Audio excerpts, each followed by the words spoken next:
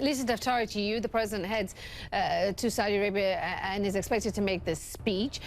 But with all of that in mind, you can't forget the comments he made in the campaign, comments that some consider to be Islamophobic. The president said things like Islam hates us. I mean, how is that going to play into this speech, and how will that play into how it is received? Comments he's made in the past, married up with what he says when he's in Riyadh.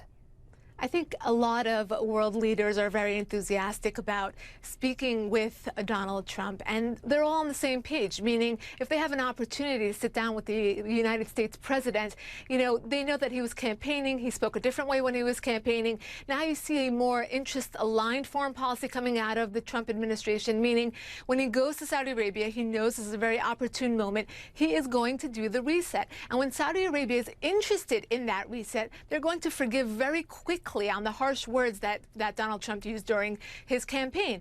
At this moment, you have all these Sunni nations coming together. They're looking forward to this new narrative that's going to come out of the White House, meaning it's going to be a more Sunni-aligned narrative, one that is kind to the Sunni countries rather than kind to the Shiite Iranian forces, which was the Obama foreign policy entirely. So I think that when you have a president that's willing to kind of sit down with these leaders and listen to them and be on the same page with them, whether it's regarding ISIS or with regards to how to treat and curb the Iranian regime, I think everyone's going to be on board.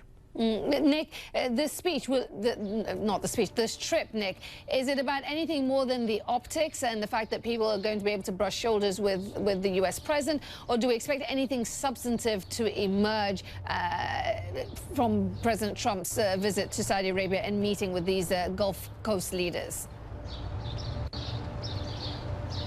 There's a hope here that the narrative that's set out here and the understanding that the countries will have, particularly between Saudi Arabia and the United States, will be something different. There was a huge disappointment here. If you go back to the Arab Spring 2011, the Saudis were hugely disappointed in President Obama for not supporting Ben Ali in Tunisia, the president there, for not supporting President Hosni Mubarak, their ally in Egypt. So there was a real sense of President Obama that he wasn't doing right by the leaders, his allies in this region, and a real concern that they needed to stand on their own feet. And the Saudis began to build up their defense forces and security forces hugely. They're now the world's third largest defense and security spender. $100 billion of that spend at the moment is with the United States. So there certainly is business to be done. The Saudi foreign minister was talking about more common work together on cyber security, on maritime security, that there would be more joint operations together to more practice, more training.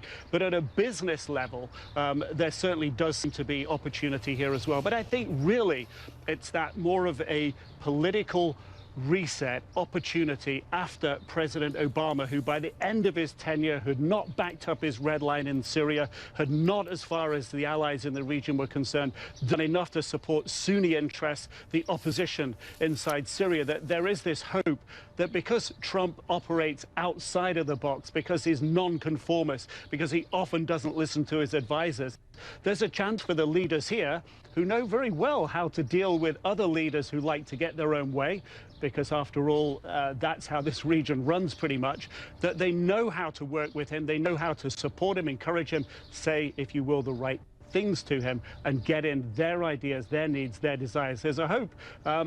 We'll have to see how it plays out, but that's the hope here right now. We shall watch it closely. Nick Robertson there in Riyadh, Lisa Daftari in Los Angeles, and Lisa will be back with me shortly to discuss the elections in Iran, and my thanks to you both.